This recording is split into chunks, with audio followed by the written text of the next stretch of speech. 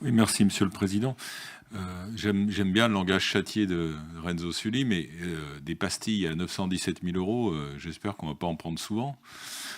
Plus sérieusement, ça nous interroge quand même parce que bon, une mauvaise évaluation de travaux, enfin une surévaluation, c'est toujours possible, mais là c'est quasiment le doublement du prix, quoi. Hein, on est sur des bâtiments, on se doute quand même sur des bâtiments de cette époque qu'on va trouver de l'amiante. Donc voilà, 917 000 sur 2 millions, 100, voilà, c'est presque le double. Donc comment est-ce qu'on fait nos évaluations quand même sur ces chantiers? C'est pas anodin là, hein. On nous aurait dit, allez, 15-20% de plus pour le désamiantage, mais plus de 40%.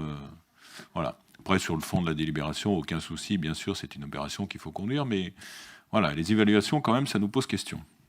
La parole est à Laurent Tovist.